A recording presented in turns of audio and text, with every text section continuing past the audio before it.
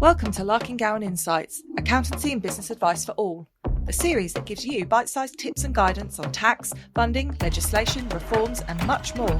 With case studies, business advisory and sector specials and even interviews, our team of experts are committed to helping you navigate the world of accounting and finance, with a variety of presenters from across our specialisms. So, let's get on with today's show. Welcome to the first in a series of Autumn Farming Conference special episodes. On the 4th of November, the Larkin-Gowan Autumn Farming Conference took place and featured special presentations from a variety of leaders and experts in the sector. In this, the first of 3 special episodes, you'll hear insights on where the sector is at right now from the conference hosts Bruce Masson, Cath Crowther and Gavin Lane from the CLA, and Emma Griffiths and Abigail Maynard from Brown & Co. The audio isn't perfect on these episodes as they were recorded live in the room on the day, but they still offer some valuable insights from leading voices in the agricultural field. Enjoy!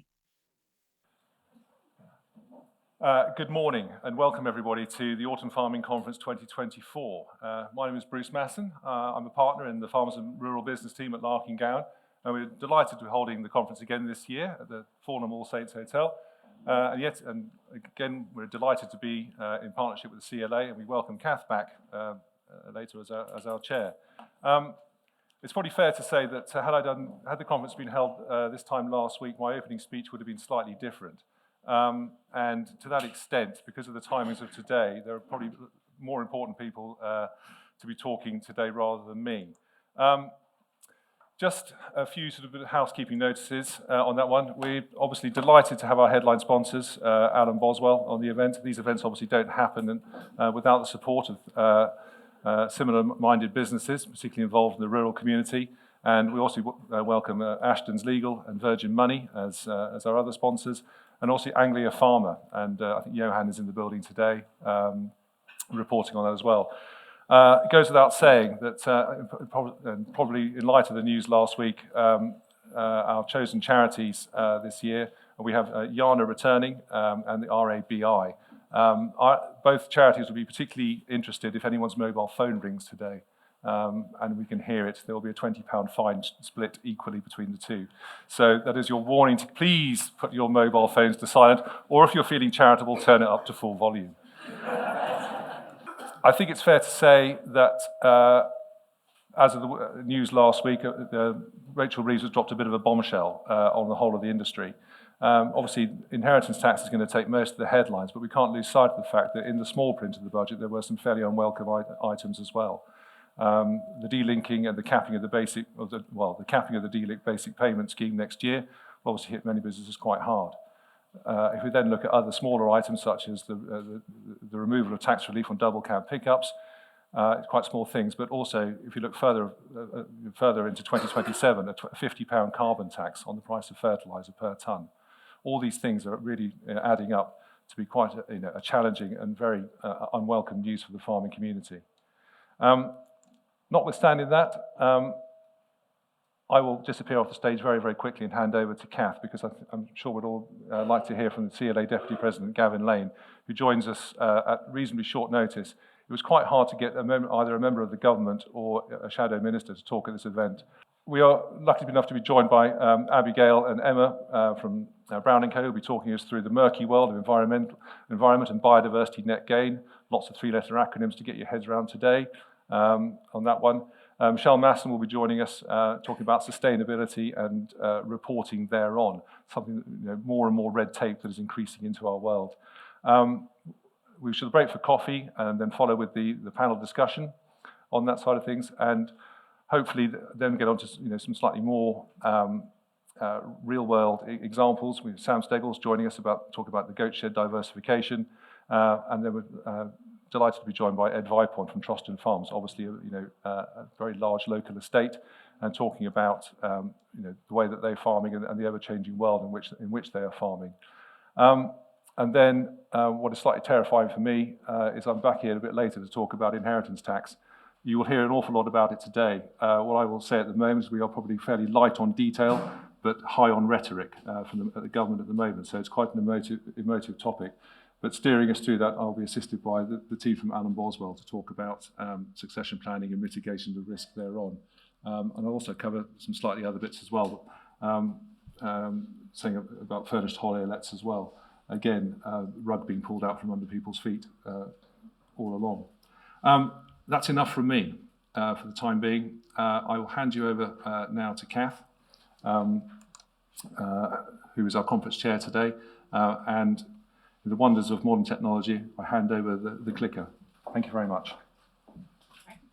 Sorry, Bruce. Thanks, Bruce. Welcome, everyone. For those of you who don't know me, my name's Cath Crowther. I'm the Regional Director for the CLA in the East. Great to be with you today at the third annual Autumn Farming Conference. Each year so far, we have run a poll, and that has been titled, "Are you optimistic about the future of farming?" I thought that given last week's announcements, it would be worth perhaps covering this in two different parts. So we're going to do part one now, which is, were you optimistic for the future of farming in the UK before the budget? And later on, we will cover whether that has changed following last week's announcement. So please do try and follow the Slido poll. You should be able to do your QR code if you go to slido.com. So over the last few years, I've started this conference by talking about the CLA's Rural Powerhouse campaign, which we launched ahead of the general election back in 2019. You might remember me having said over and over again, the rural economy is 16% less productive than the national average. If that gap were closed, it could be worth 43 billion to the economy, which is really exciting. The rural powerhouse is all about that positive message about growth, about opportunity that the rural economy could be delivering if certain themes that currently holding back the rural economy were fixed. So planning, time and time again, we hear from CLA members, from wider rural businesses, that they can't convert a redundant farm building. They can't put a few sensitively designed houses on the edge of a village because the planning system is broken and it doesn't support rural businesses. Mobile phone coverage, broadband, connectivity is again holding back the rural economy. You can't run a business without mobile phone and without broadband, and it's making us less efficient. We're not asking for lots and lots of money. We've known for a long time before the current government kept on saying about this black hole that there wasn't huge amounts of money there. But what we've said is that with a few tweaks and with small investments, we as an industry could be delivering a lot more for the wider economy. It's not about going moaning to government saying that, you know, we've always had this. It is about that growth. Unfortunately, last week's budget did go completely against that positive growth that we've been pushing for. Labour's made repeated reassurances over the last 12 months that it wouldn't tamper with inheritance tax reliefs. That decision has, completely ripped the rug from under farmers, and that is a betrayal. Steve Reed stood up at the CLA's National Rural Business Conference last November and told us that Labour government would not remove agricultural property relief. He's speaking again in 3 weeks' time on the 21st of November. There are a few tickets left, so if you would like to come and see what he has to say on the 21st of November in London, then do go onto the CLA website and have a look at that. We were promised a government that focused on growth and investment, but the budget has penalised businesses. No country has taxed its way to prosperity. Labour is saying the proposals will protect small family farms and suggest it will only impact the very rich. But they seem to have mixed up personal wealth and multi-generational businesses and the working capital that's required to run those farm businesses. They are different, and if they want to target the rich and wealthy, then there's other ways to go about that. The knock-on impact on the rural economy from this could be huge. And unfortunately, the figures that the decisions that seem to have been made on are flawed, and I'm sure that Gavin will talk a bit about that going forward. Those of you who know me know that I go on all the time about facts, figures, evidence, case studies. Judy K.L. Hammond, our Director of Policy and Advice, came out of, she'd been within government, she'd been a civil servant for many years, and she knows how to make a difference. And she always says to us, we can't just go with that argument. What is the argument? Where's the case studies? Where's the examples? Please come to us with your evidence, your examples, your case studies. That is how we make a difference most. And that's why officials have always trusted the data that we put in front of them. A small example, recently, the government published statistics relating to access to green space. The CLA noticed that didn't classify the 140,000 miles of public right-of-way as green space. We raised that with Natural England, and they've redone the figures. That's very important because figures like that will drive government policy on access to nature. So it's really important that we interrogate any figures and make sure that they are correct. We estimate that capping agricultural property relief at £1 million could harm 70,000 UK farms.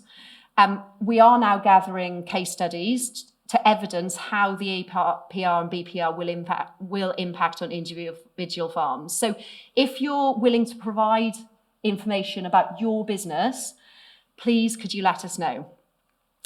I'm about to pass over to Gavin Lane, who's the CLA Deputy President, who's at the coalface of this. He's going to give you a political update, discuss the work that he and other officers and the CLA policy team have been doing following the budget. We wanted to make sure that there's plenty of time for discussion, so there's going to be lots of opportunity to ask questions. You can ask your question by following the Slido poll, but don't worry, if you want to put your hand up, there will be a roving mic as well, so feel free to put your hand up after he's finished speaking. In the meantime, I wanted to make a plea for you all to go to the CLA website or follow the QR code. There's a QR code here. I'm not sure you're going to be able to see that. But when you pick up your goodie bag at the end of today, you've got the QR code in there. Or you just go to the cla.org.uk website. Can you all just do that on your phone today, please, please? That's to put your name against the joint letter, which will be sent to your constituency MP, demonstrating how many businesses will be affected in their constituency. It's clear that Labour hadn't understood the issues around APR. So, and we do have the backing of the opposition at the moment, but what we need to make sure is that those backbencher Labour MPs are understanding the impact. And we can do that by writing to them, by explaining the issues.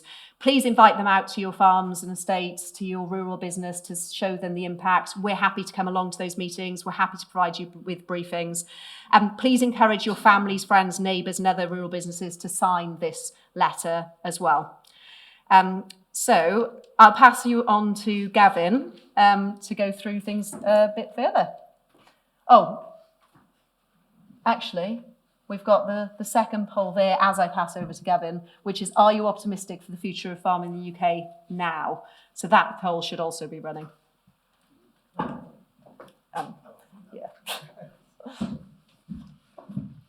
Good morning. Thank you very much, and thank you for having me.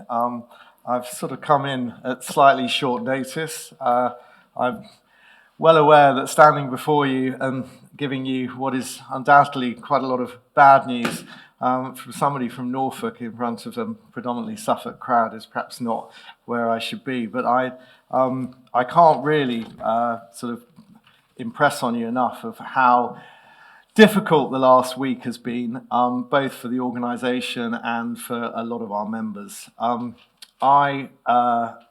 both Deputy President, I'll be President of the CLA in a year's time. I also farm in West Norfolk on 2 sites. I feel not only your pain in the budget, but I also feel it from my own point of view, from my own farm. I think we've sort of allowed the dust to settle a little bit. I thought I'd give you some of my own reflections on what we're trying to do, why we think that the government has got to where it has, particularly on IHT, but I'll talk a little bit about some of the other budget issues and what we want to do next in terms of getting you fair representation. I was gobsmacked, actually. I think this budget was both anti-growth, which I thought that the Labour government was very keen to point out that it was all about growth and investment, and also I thought it was particularly anti-rural. I think the people it's going to hit hardest are the small and diversified farming businesses who were to some degree protected by APR, who now don't have that reassurance. And I think we sort of have said repeatedly, and we said repeatedly to the Chancellor and to the present government when they were the shadow government, how damaging APR could be. As Cath said, we had Steve Reed at our conference less than a year ago saying that APR would not be altered. We had reassurances during the last sort of year from Daniel Zeichner and from Steve Reed himself saying that they weren't going to touch APR. And then, more importantly, the Chancellor repeated that that the targets that she had for the budget, which was we knew was private schools, it was non-DOMs, it was private equity firms. Over and above those things that she had announced, she said she wasn't going to announce any more tax rises. And that's why we felt that when it came to Wednesday, we were completely gobsmacked by the fact that this had come completely, as far as we were concerned, out of the blue. Now, since then, both the Treasury and Rachel Reeves herself have come out with various statements, most of which we are contesting. As Cath said, Rachel Reeves has said this could only affect 27% of farms and estates, and that 27% is a small number. I don't actually believe that. And where we stand at the moment from our data, we think that given the fact that one of the things that Rachel Reeves has not picked up on is that it's not just the land value, but it's all the capital, working capital that you have in your business as well, which will come under this, will effectively come under the BPR 50% rather than being under APR. Because of that, we believe that around about 70,000 farms could be affected by this tax at any one time. Therefore, it's really, it has a much, much more broad-ranging and far-reaching consequences to the rural economy than the figures that she's talking about. There's also this conflation of the nil rate band with the threshold, with the £1 million allowance. So there's talk of this £2 million worth of relief. Well, of course, the nil rate band is a private tax allowance. It's not a business tax allowance. And you may have decided that you want to do something completely different with that nil rate band that has nothing to do with your business. And it is all predicated on the fact that you have a spouse and that you have children and that everything's very sort of nuclear family based. And of course, as we know, life isn't always that easy. It's quite complex, and you could have steps, you could have a whole range of other interests within your family that make it incredibly difficult to have this linear progression through inheritance, which is what she's basing the figures on. So that's where we got to. What have we done since Wednesday? We have been speaking to the NFU. We had a long conversation with them yesterday about how and they've obviously spoken to the Treasury at length. They haven't actually spoken to Rachel Reeves directly yet, but that seems to be in the pipeline. I mean, we are looking for this to be reversed. First and foremost, we're looking for this to be reversed. I think it's incredibly important that we get across the point that with this hanging over rural businesses, particularly farming businesses, but rural businesses as a whole, it is, it's the sword of Damocles. It's not what happens now. It's the perception, and it's the ability for our businesses to plan and to invest in the future, which is so badly affected. And that's why I find it so damning, because it's not really about finding the tax receipts now, it's about tax receipts in the future. And that pressure undermines confidence, and it undermines investment. And that's really, really bad news for not just for us, but for the rural economy as a whole. And therefore, it's bad news for the government, because it just means people will not invest in their businesses if they think that they're going to have a large tax bill to pay on it later on in the lifetime of their business. So I think we will carry on making those points, and I think that we do feel that we have got somewhere. I think that there was a feeling within the Treasury that maybe some of the long-term consequences of this decision hadn't been thought through, and I hope that we can actually get round to having a sensible conversation around the table with the grown-ups. In the meantime, I know that the NFU have formed a rally, which I think there are 600 people, I think, going on the 19th of November down to a rally at Westminster Hall. I'm really pleading on people not to take direct action. I don't think it's probably applicable to people in this room, but I think that there's a body of people out there who would like to take direct action. I don't think this is the time or the place to do that. And I'd really like to try and take some of the pressure, some of the sort of anger and frustration out of the argument whilst we're still in this process of talking to government. I think the other thing that we will make very, very clear, which I probably should have said as well, is, most of us are looking at a return on capital of less than 1%. We know that. I think it's pretty much intrinsic within the industry that's the sort of money we're talking about. Very, very low margin, high capital value, very low margin businesses. And therefore, paying this out of revenue is virtually impossible for any of us. It's just not going to happen on a commercial farm from 2 to 20,000 acres. It's going to be incredibly difficult to pay these taxes out of revenue. It's either going to have to be from the sale of land, or it's going to have to be from an alternative investment, and all that does is just sucks more money out of the rural economy, as far as I can see. So that's really the focus of what we've been doing at the moment. I think in terms of immediate issues, Bruce touched on it a bit, and I think it's really important that people in this room understand the effect of the acceleration of the BPS cuts. Many of you will have had your D-Link payment statement, whenever it was, a year or so ago. You will have worked out what you were going to get in 25, 26, and down to zero in 27 from your BPS.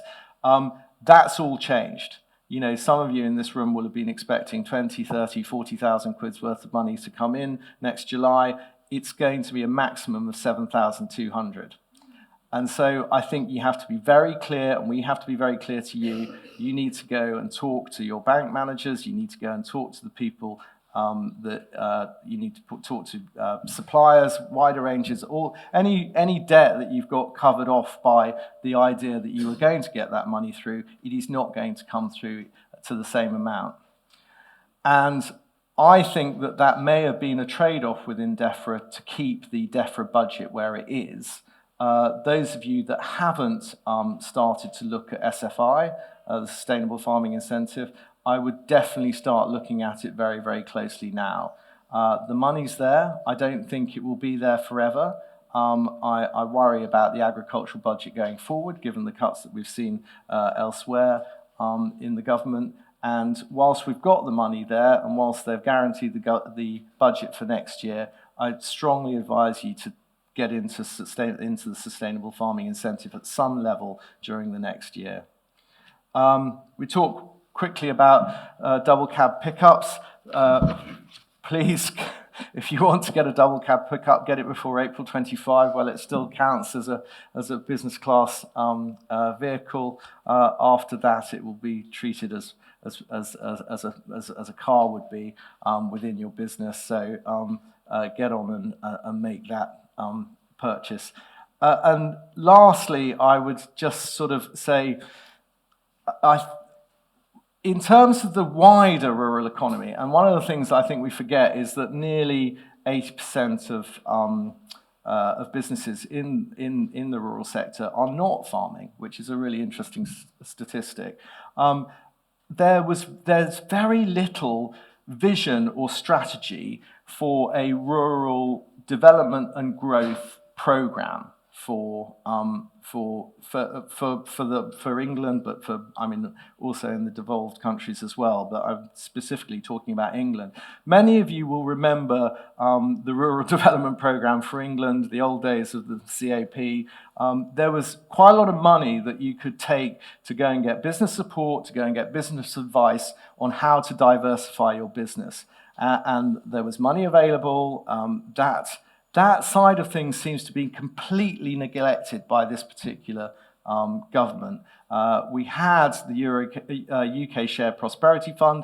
We still have that. There is still 900 million in that pot. But I have yet to see how that is going to come out to rural businesses in the rural sector in this part of the world.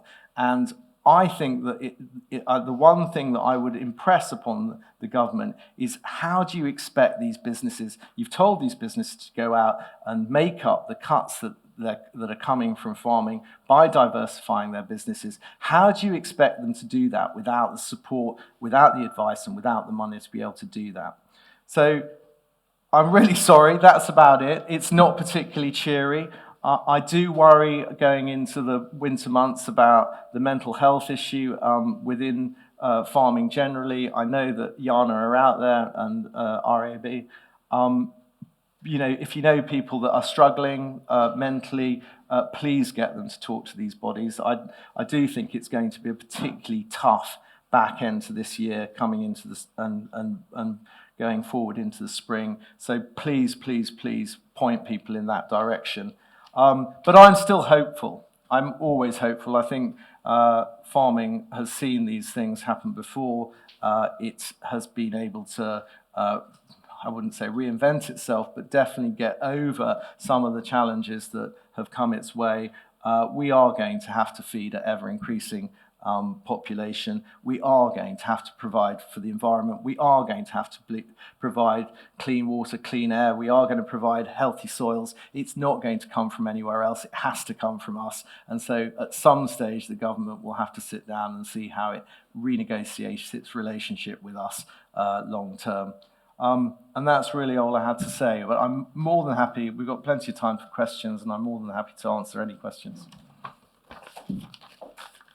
Yeah, we have got plenty of time. We wanted to leave plenty of time so that everyone had that opportunity. Do we have any questions from the floor? Wow, I thought there would be lots of discussion. Duncan? Thank you. I asked a question 4 months ago. I was one of the MPs, which I was being able to speak up more for farmers, but very much happy to be gainfully employed now. One of your points you made was going to the Secretary of State and working with the NFU. I'm really pleased to hear that. Take Norfolk and Suffolk. There are MPs who have been elected for the Labour Party on Wellington, the majority of South-West Norfolk, 300 seats, Terry Stokes, Terry Jeremy, Suffolk, 1,000. Please go after the backbenchers as well. I'd say that with experience. Scarma hasn't seen a rebellion yet. If you go after some of these backbenchers with very, very small majorities and make them listen as well, that is a powerful way to make those Secretary of States listen. That's how we did it when I was in Parliament. Steve Reed clearly knows the radio talk this morning isn't listening. Also speak to those backbenchers and really make a powerful play for them to help themselves. Yeah, I mean, I wouldn't want to put words into Steve Reed's mouth. I think he may have been slightly flummoxed by this as well, because he was obviously off at the COP conference in Colombia when all of this was going on. yeah, I totally agree. We have a campaign at the moment that Cath alluded to, where if you scan the QR code that should be in your packets, when or just go to the CLA or website. go to the CLA and website. it's there on the front. The whole point of our campaign is to target those backbench Labour MPs in rural constituencies who have got in on those wafer-thin margins, as you said, and we will be pushing for those to go and kick up a fuss, because I don't think this is going to go away. I don't think it's going to go away for a long time. The External Affairs team are having lots of meetings with Labour MPs at the moment, and there's a big meeting this week with a group of backbencher MPs who are saying to us, hang on, we weren't expecting this. We didn't realise the impact this is going to have. I'm hearing from my constituents. So it's important that they do hear from you. Turn up at their surgeries, write to them, sign our letter to make sure that letter has as many names as possible against it so they stand up and take note. Invite them out to your farms to see your business, to see what you're doing, to see the benefits to the wider rural economy. Farming, food security is something that, they keep on saying food security is national security. We need to show that this isn't how to deliver that, but also, the wider benefits that you provide from your businesses. We're very much focusing. That's where our key focus is at the moment. Do the IHT changes need confirmation by the finance bill? They do. I mean, to be clear, there is a formal consultation on trusts. Those of you that have got land in trusts, or you use trusts as a business structure, there is a formal consultation on that going forward. There isn't a formal consultation on IHT per se, but we have been asked to make representation to the Treasury, and that's what DEFRA told us to do, and that's what's been going on since then, and that will carry on going on until the changes happen in April 26. We won't leave this alone. There's a question. There were many ways professional advisors could use to mitigate IHT pre the change of the budget. Are these still available, and to what effect? I think the difficulty was that there were rumours. We'd had those constant reassurances prior to the election and even post the election that APR and BPR wouldn't be reviewed.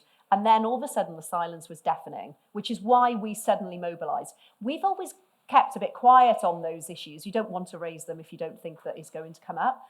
But suddenly, a few months ago, we thought, hang on, there's something here. And so we did start raising it. We wrote to the Treasury. We were bringing it up with DEFRA ministers to make sure. And we actually, some Labour MPs and a lot of other MPs wrote to the Chancellor off the back of our letters ahead of the budget. There are some, there's potential ways to mitigate. Now, I think that it's got to be careful. We've got a lot of information on our website. We're about to launch a frequently asked questions document. It's understanding the other implications of transfers, of trusts, of corporation. I wouldn't do anything rash, but I would talk to your accountant. I gather that there are some people around today that you might want to talk to. It will depend on your individual circumstances, whether you're a trust, whether you're a limited liability partnership, whether you're a partnership, whether you're a sole trader. It's very dependent on what your business structure looks like, and it is complicated. There are, we do know about potentially exempt transfers and living 7 years, but that's obviously not for everyone, and if you've got very elderly relatives, it might not be something that's applicable. There is something terrible, it's got agricultural connotations. There's a terrible thing called shearing, which some of you may know about, which is creating leaseholds in freehold businesses to devalue the property. I wouldn't advise on any of these things that are being touted around at the moment before taking some really good advice, and we have got a bit of time to play with before April 26. Lots of partnerships have large partners' capital accounts. Won't they be caught by £1 million threshold, so it's not just farmland? Exactly. I think one of the things that we are doing is we're working with other organisations, not just within rural. So we're working with the CBI, with the Federation of Small Businesses, with the Family Business UK, other organisations who are representing wider businesses that the business property relief will impact. And I think that business property relief is something that is a major issue because that is included within that £1 million threshold, and given all of the assets that is to run a farm, it's not just the land. That is key, isn't it? Totally. Do you want me to say the next one? Do we expect the December DEFRA announcement on higher tier to happen?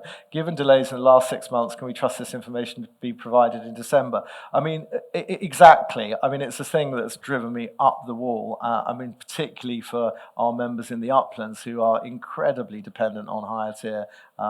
The delay has been really annoying. They've told us that it is not to do with the spending review, although I can't believe it wasn't. And now that we've got through that, we have the reassurance that higher tier will happen in December. If it doesn't happen in December, I weep for those, particularly in the uplands, who are incredibly dependent on higher tier because it's so important. But we have been given that reassurance that it will go ahead.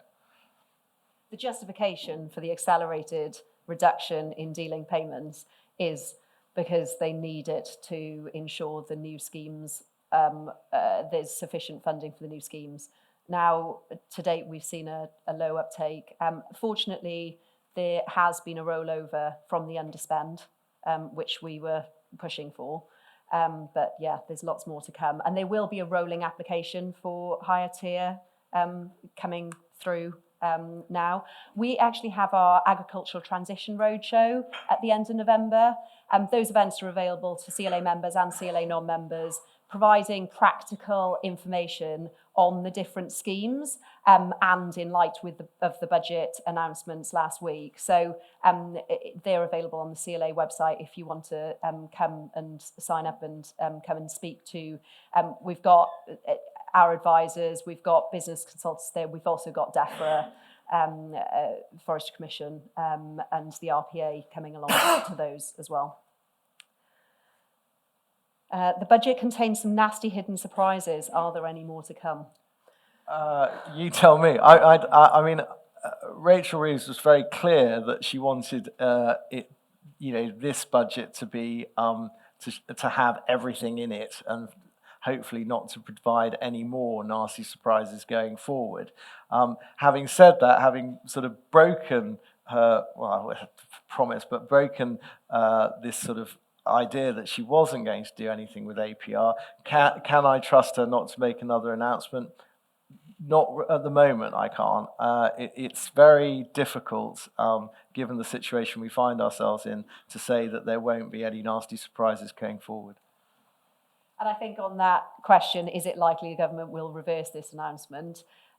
We are working very hard. Yeah, it's moving every day, but I'm optimistic that we can at least pressurize it to be reversed.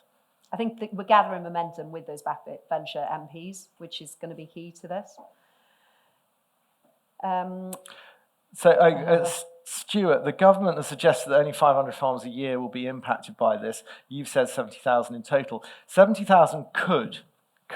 The 500 was based on 21-22 figures of around about 480 people that were caught out by would have been caught out by this because they had estates that had assets of over £1 million.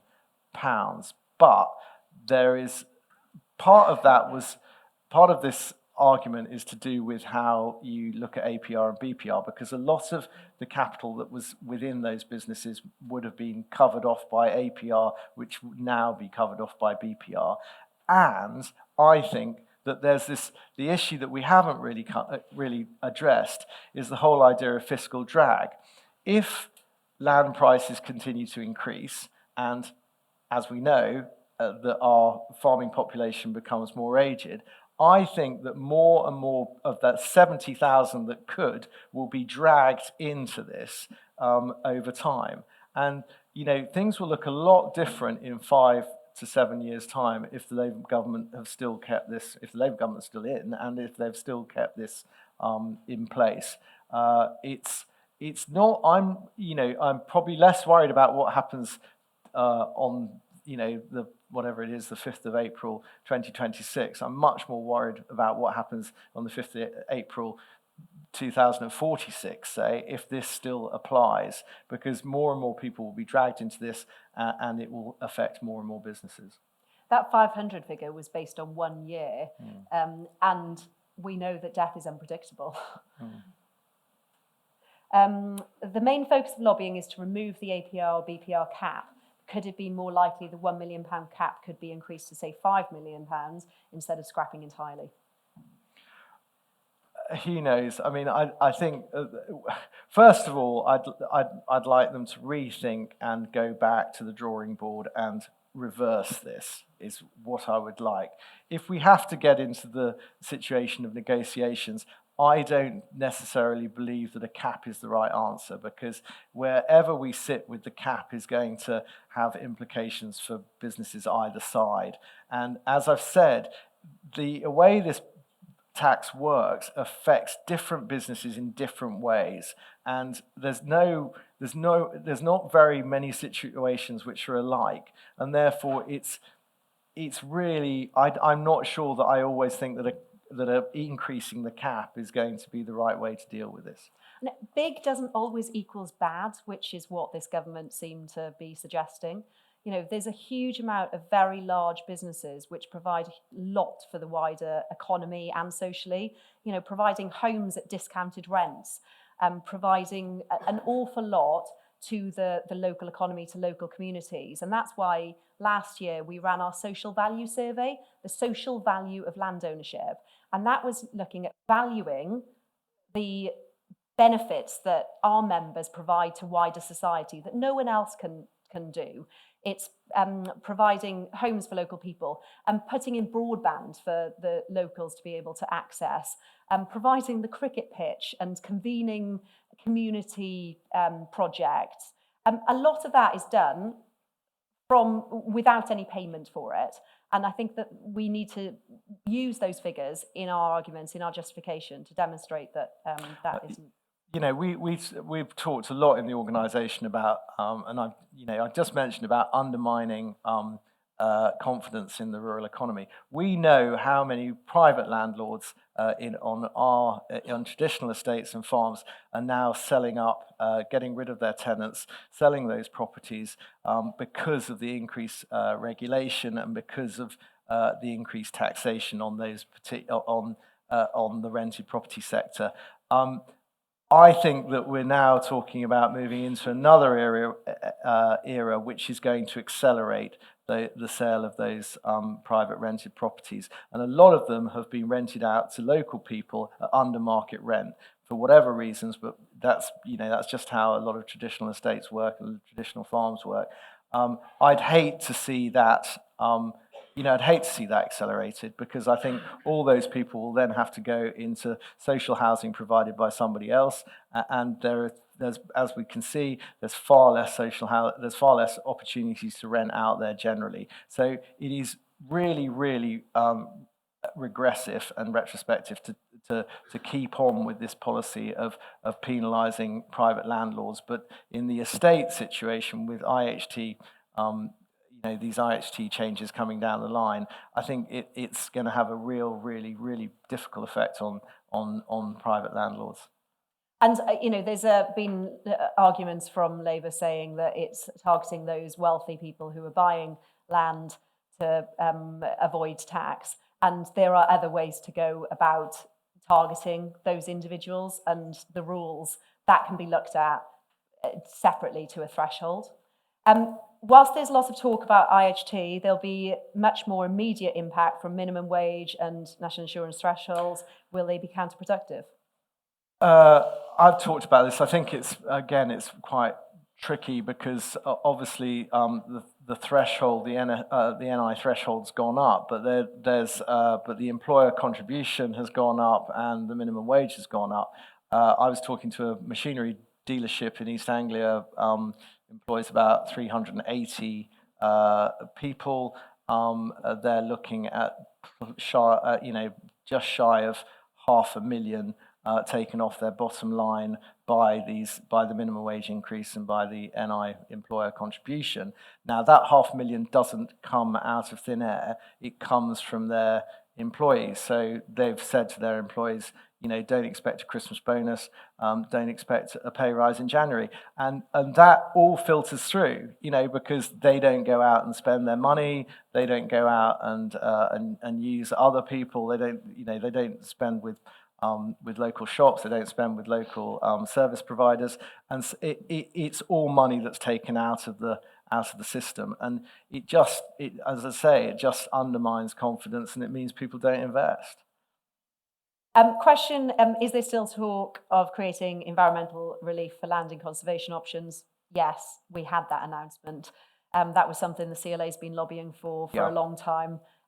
Fantastic, that comes in April 25, but that will still be captured within the overall £1 million threshold. Yeah, it feels like a Pyrrhic victory given what's come on since then, but yeah. Right, last question.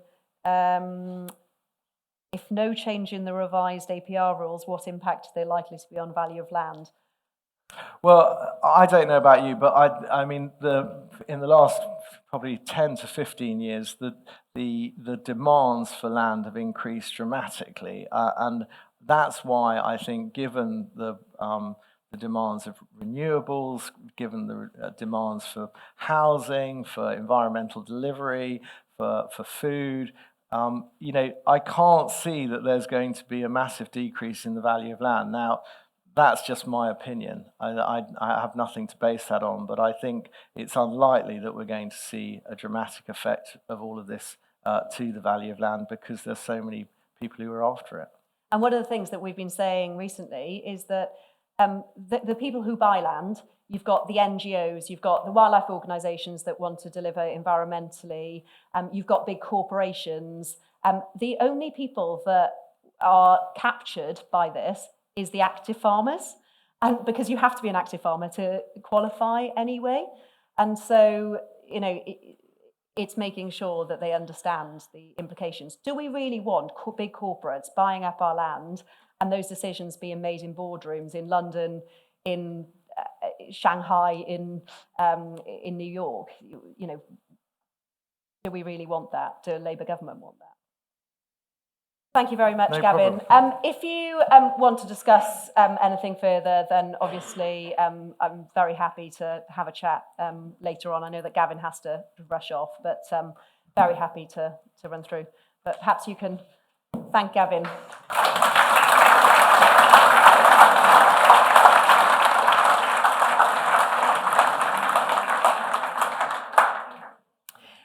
So let's move on with the rest of the conference. First up, we have Emma Griffiths and Abigail Maynard from Brown & Co. They're going to be talking about agri-environment and private environmental markets. Emma is a planner specialising in biodiversity net gain and net zero, and Abigail specialises in agri-environmental schemes. We're going to do questions in the panel after the break later. So if you have a question, either put it on Slido because it will remain there for later, or if you want to write it down, you can put your hand up in the panel after the break. Thank you.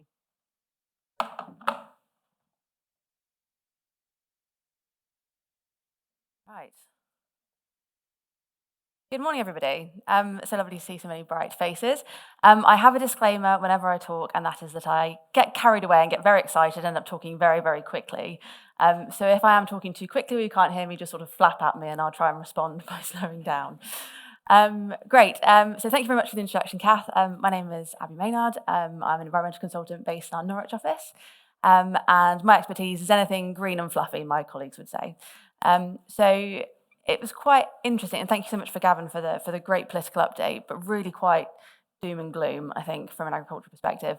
So I will challenge Bruce's comment that environmental and BNG is going to be murky, because that's not how I see it at all. I see it as an opportunity. So I'm going to be talking about environmental opportunities, and my colleague Emma Griffiths is also going to be talking about planning opportunities. hopefully a little bit of glimmer of hope in all the doom and gloom. So first one, we're talking about biodiversity net gain. So what is it, fundamentally? It is a development mitigation. So any development, or quite a lot of development, requires a 10% uplift in biodiversity following the development of the site, but this needs to be evidenced before the development of a site. It was introduced by the National Planning Policy Framework and also the Environment Act. Why have we got biodiversity net gain? The UK has lost over half of its biodiversity, and 1 in 6 of our species are at risk of being endangered. So it's a really big problem. When it became a legal requirement on the 12th of February 2024, who can deliver biodiversity net gain? Well, anybody that has land can deliver biodiversity net gain units. And how do you deliver biodiversity net gain units? You can deliver it on-site, so within your development red line boundary. You can deliver it off-site, so in neighbouring land, ideally within the LPA. Or you can purchase national credits. And so national credit is supposed to be the most expensive way of developer accessing mitigation for biodiversity net gain, because they don't really want them doing that. They want biodiversity net gain delivered in the local planning authorities or very close to the sites that are being developed. So what does a 10% increase in biodiversity look like? You had, I say this all the time, but you had 10 barn owls and now you need 11. Is that sort of how you measure it? And it's not that at all. It's mainly linked to habitats. It's not linked to species at all. And the idea behind that is that if you build a habitat, the species will come. And so the government has managed to quantify this through a metric, and that is the way that biodiversity net gain is calculated. There are 3 different areas. So there are hedges, there's habitat, and there's watercourse. And so if you require a 10% uplift in one of those categories, you can't over-deliver in another. You need to deliver in the appropriate category for which the development is impacting.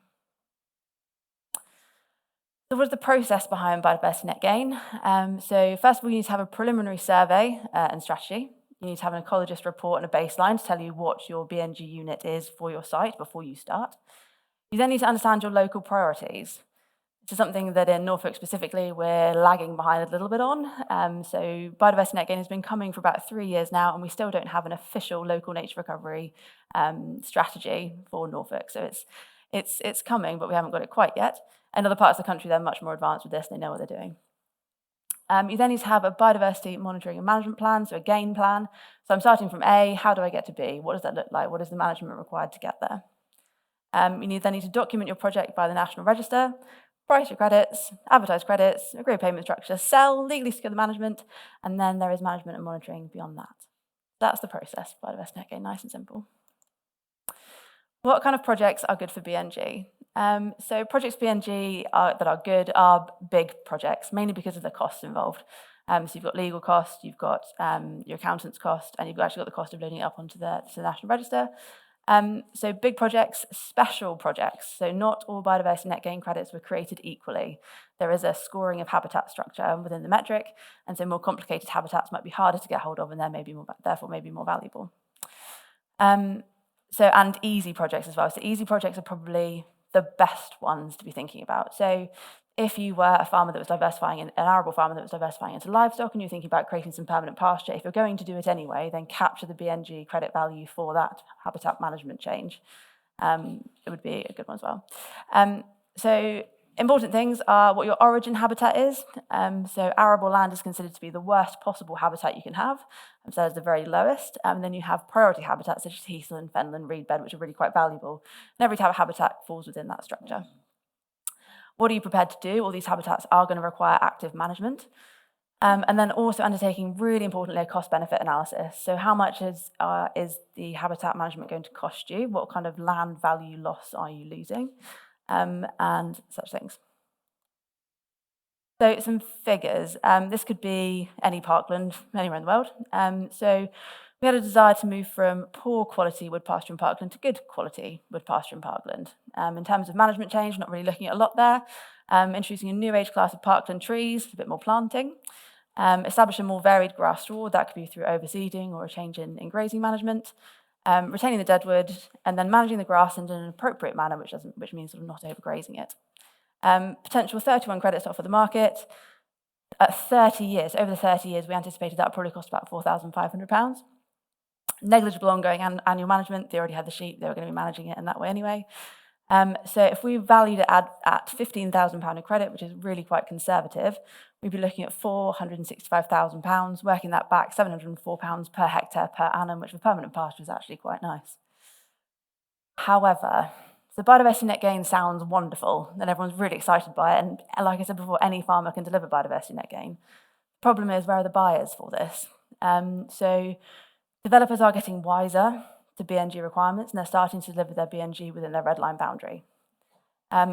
We've also got the impact that BNG could devalue land. So like I said before, if you're moving from arable to grass, you're moving from arable to woodland, you've lost land value in that as well. And also the initial lump sum, so the 465,000 would be paid in a lump sum that's got to last you 30 years, and there's tax implications on that as well. So things to consider for BNG. Moving on, so nutrient neutrality, mainly Norfolk focused, so apologies for Suffolk farmers or people that work in Suffolk for this particular slide. But it's interesting. So nutrient neutrality across the government has been a two-stage process. So there was a raft of rivers and catchments that were caught by nutrient neutrality a few years ago. Norfolk was caught in the second tranche, so it could be theorised that there might be more across the country that feed into nutrient neutrality. So maybe pay a little bit of attention if you're in Suffolk. So what is it? Again, it's a development mitigation that essentially says that if you are creating a system where you will be producing overnight wastewater, i.e. you have a toilet, and that could be anything from an extension to your house, to a campsite, to a 100-home building plot, you need to mitigate for the extra nutrients that's going to be put into the river catchment after the development. There is a comparison to be made between the existing land use versus post-development, but it's weighted towards the development being a lot worse. So this catches the nutrients of nitrate and phosphate, and the reason it was introduced is to protect SACs, so special areas of conservation, which are an EU designation. And in Norfolk, we have the Broads, which is an SAC, and we also have the River Wensum itself, which is an SAC. So those are the two that these three rivers, so the Bure, the Yare, and the Wensum, are trying to protect. So in order to mitigate nutrient neutrality, what can you do? Integrated constructed wetlands is quite interesting. Natural England is actually backing away from that now as a mitigation strategy. Septic tank conversion, portable treatment works, improving existing wastewater treatment infrastructure, cover crops. So Natural England have got a scheme in Norfolk at the moment. I think it's exactly the same payment rate as SFI, which was really poorly designed to deliver cover crops to mitigate for nutrient neutrality. And then the conversion of agricultural land, which is where we're sitting with the projects that we're doing for nutrient neutrality. So how might you know whether or not your land is suitable for nutrient neutrality? It matters where you are. So specifically and almost counterlogically, your mitigation needs to be delivered upstream from the point at which the development hits that particular catchment. So nutrients have got to be taken out, so there's no double counting before they're then put back in again. It matters what you've been doing with your land. If you've got land that has not been fertilised, not really been grazed in the last 30 years, there's no real credit generation in terms of nutrient neutrality from that bit of land. If you've been growing potatoes on it, if you've been throwing your maximum amount of fertiliser on there, maximum amount of muck on there, and you're on clay land with a slope down to a river, it's probably going to be fantastic for you if you're in Norfolk. And also, what are you prepared to do? So we're probably looking at taking livestock away, we're looking at stopping fertilising, or we're looking at land use conversion from arable into grassland. The two options for this are 6 years or 80 years. There are temporary credits, which is a 6-year period, which works quite nicely. So the projects that we're looking at mainly are 6 years, or 80 years, which is a little bit scary. We think that's going to be cross-generational. Norfolk Environmental Credits is sort of a conglomeration of all of the Norfolk councils and Anglian Water, and they're kind of a driving force behind nutrient neutrality credit sales in the Norfolk area. And they are currently charging £14,000 for a kilogram of temporary phosphate and £24,000 for a kilogram of permanent phosphate. As far as I'm concerned, that's the absolute bottom of the market. Anybody can apply for that. Any developer can apply for it. They sort of decide on their own who is going to be getting those credits. So private transactions should be much, much higher than that. A recent project we did was 40 hectares of arable to grass for 6 years. 250k is where we've labelled it. We think we're going to get a lot more than that. And that was for, like I say, 40 hectares of arable to grass for 6 years. Again, you've got potential devaluation of the land. You're moving from arable into grass, and there's also potential tax implications on that need to be considered as well. Great stuff. Sustainable farming incentive, on a brighter note, that is definitely accessible for everybody. It was brought up by Gavin. It is a complete no-brainer that every farmer should have an SFI agreement. If you don't have one, as far as I'm concerned, there's no excuse for it. There is a management payment for having an agreement. If you have 50 hectares, you get £2,000 in the first year and £1,000 in the 2 years after. You could put in 10 metres of hedgerow management and get that payment. There's absolutely no reason that every farmer in this room isn't applying for SFI. And as Gavin said, the money is there at the moment. You have 3-year agreements. We don't know what's happening after, so cash in now. yeah, there's lots of different options available, and there are many agents out there that can help you. We can also help you if required. New countryside stewardship, labelled as higher tier, being released this winter. It was one of the questions that was brought up in Gavin's questions a minute ago. Being released this winter, question mark. We may have had some confirmation that it will be released in December. My take on that in terms of what we're seeing and some feedback we're getting through agents forums with DEFRA is that we'll get an update in December. They're trying to run SFI on an IT system that is dying. They're trying to either replace that system or try and revamp the one they've got. We've seen how slowly and poorly SFI was delivered, and SFI is so fundamentally simple in comparison to what the higher tier offer is going to be. So my gut feeling, if I had a crystal ball, would be we're going to be getting some information in December so they can meet that promise. And then we're going to have an expression of interest set up, just like we did for SFI. They'll cherry pick those agreements that are quite easy to run through their system or easy to deliver. And then it should be released, I'm imagining it will be released in full spring into summer next year. So anybody that is holding off on an SFI application because they're waiting for higher tier, my specific advice would be don't do that at all. Get into it, get some money coming in and wait for the scheme to come out. Because also, what we're anticipating is it's going to be exceptionally competitive, just like higher tier countryside stewardship was. Landscape recovery is another form of income, potential income into farming businesses. So again, I'm based in Norwich, so all of my examples are going to be Norfolk-centric, so apologies for the Suffolk contingency. But landscape recovery is mainly 500 to 5,000 hectare projects, multiple landowners, 30-year agreements, with blended private finance being a main vehicle for funding them beyond their 2-year development phase. So a large portion of Norfolk is now in landscape recovery projects. I don't know if I've got a laser. Let me see. Oh, I do. No, it's not going to work on the board. We have a landscape recovery project in the Brecks. We have one running up through sort of Swaffham area. We have one around Sandringham that includes the King, and then we have one that goes along the North Norfolk coast. So we've got a swathe of land going into landscape recovery in Norfolk. The problem that we have is where is the private finance coming from? So that is a huge, huge problem for these landscape recovery projects. I know one of them was potentially thinking about using biodiversity net gain, because on paper, when you run the numbers at credits being £15,000 or £23,000 of credit, which is what the councils are currently selling them at, the numbers look absolutely fantastic. And of course, you can deliver large-scale habitat creation.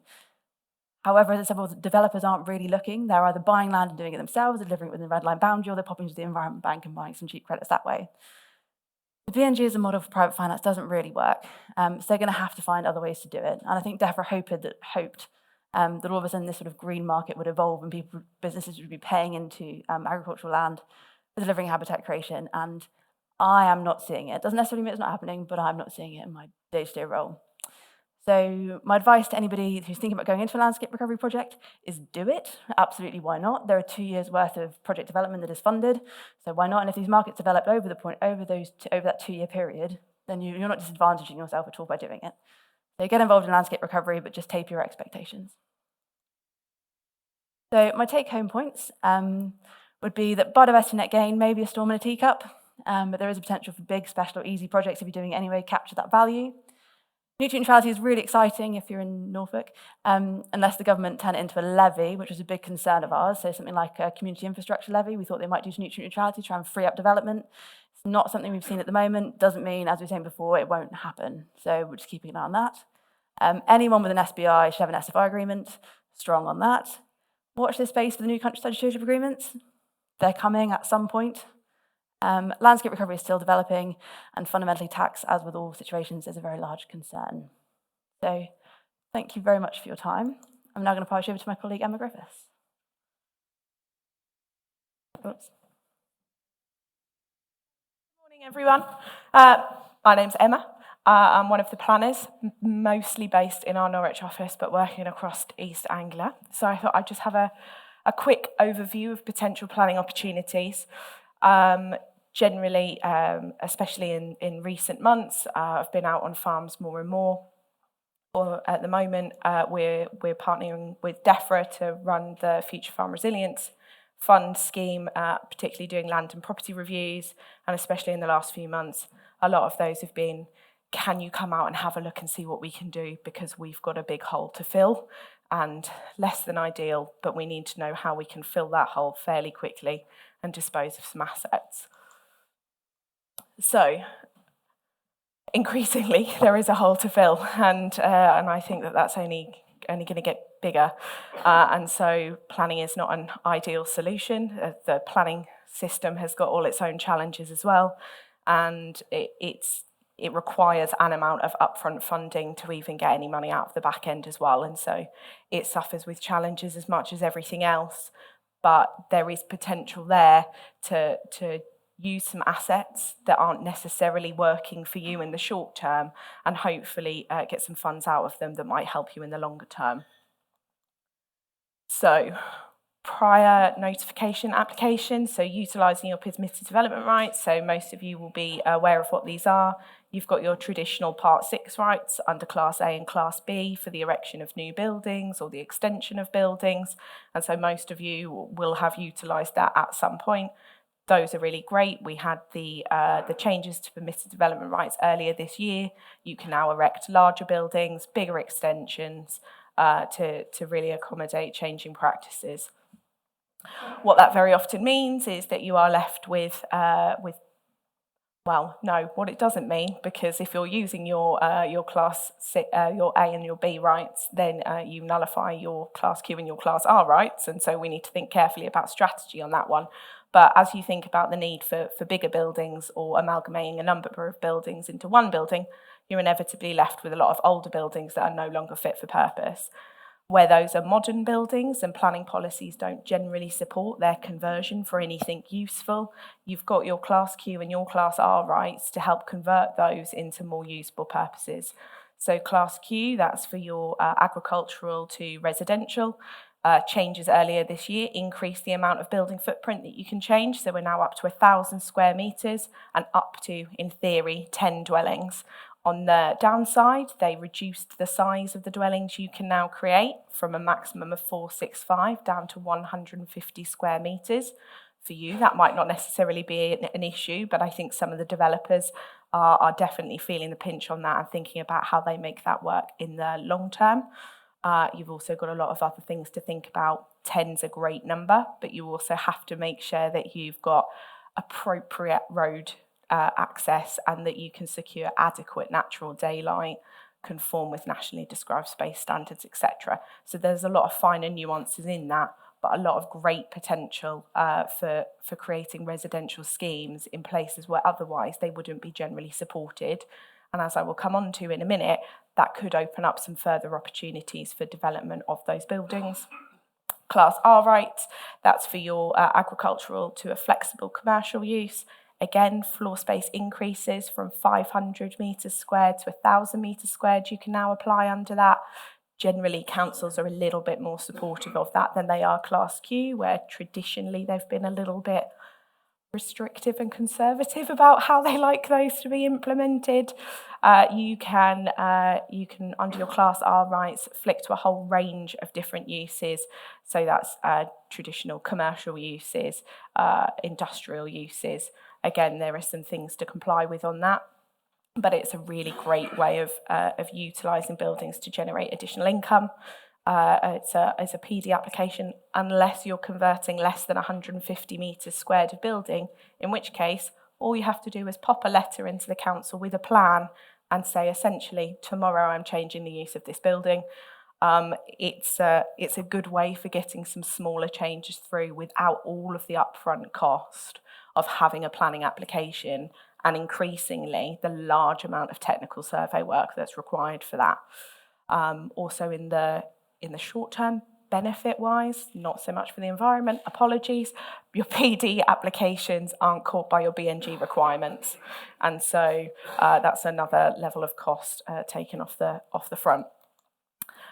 So this is an example of a Class Q application that we've done. An old potato store, absolutely no good to anyone anymore. Redundant building. The problem with redundant buildings is they sit there in your way, taking up room, and sometimes they fall down or they're costly to maintain. The thing is, once they're gone, they're gone. And so unless you look to take advantage of them while they're in a good state and while they're there, there's no right to rebuild. There's no right to then say, well, I've got some footings, can I put something there? And so we secured permission to turn this into 2 residential dwellings. Highly successful.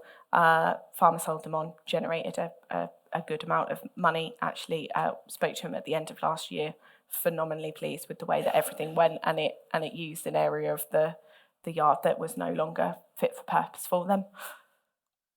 As I mentioned, Class Q can also be really good in generating what we call a fallback.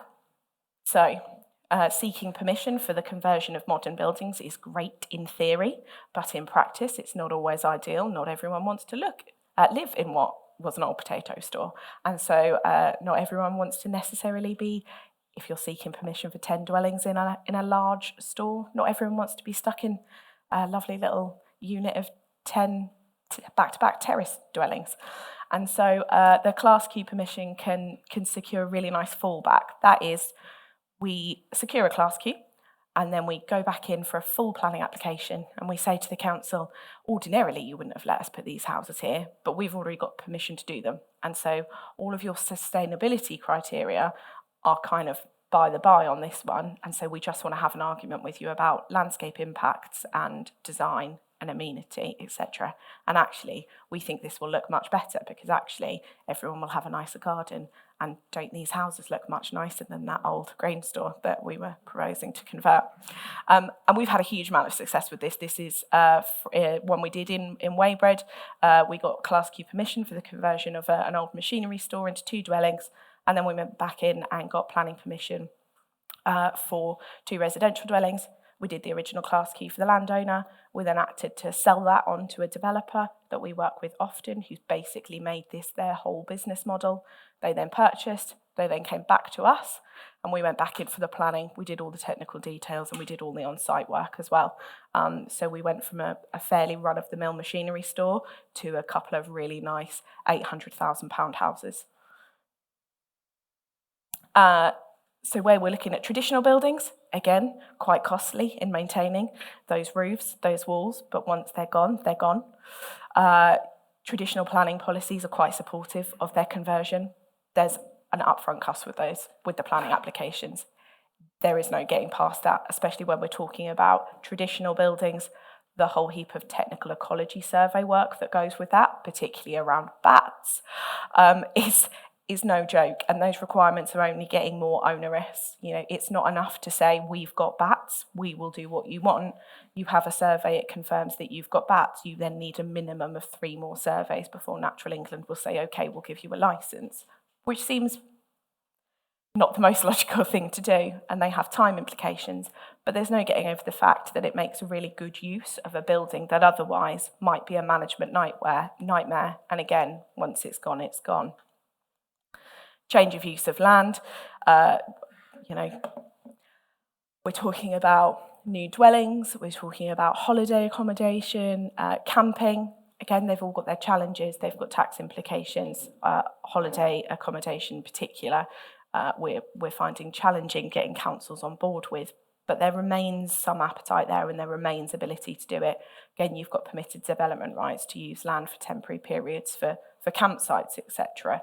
If that's a thing that you're thinking that you're interested in developing, we always say it's completely worth taking advantage of those permitted development rights first. You track it for a couple of years.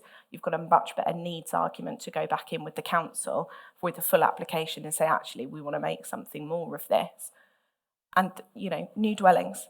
The development is coming on farmland. There's nowhere else that they can put it. And the government, as everyone knows, has been incredibly committed to upping housing numbers. We're expecting that most councils are going to have dramatically increased housing numbers as of potentially the end of this year, if not the start of next year.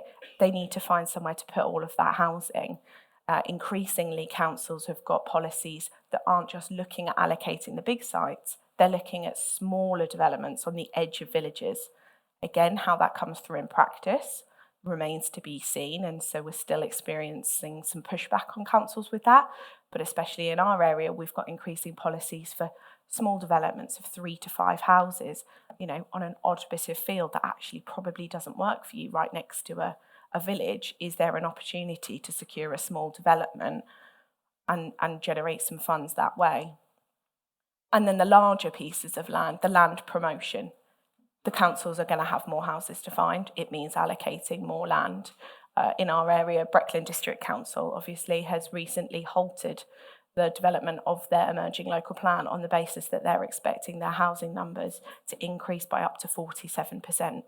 They're going to need to allocate more land for that. It's going to be engaging with neighbourhood plan processes, with local plan processes to promote larger parcels of land, generally in the more larger sustainable settlements, but again, the smaller sites that will come forward more quickly, the sites for 20 or 40 houses, where we know that sites of 400, 500 houses will stall and will need some more sites in the intervening time.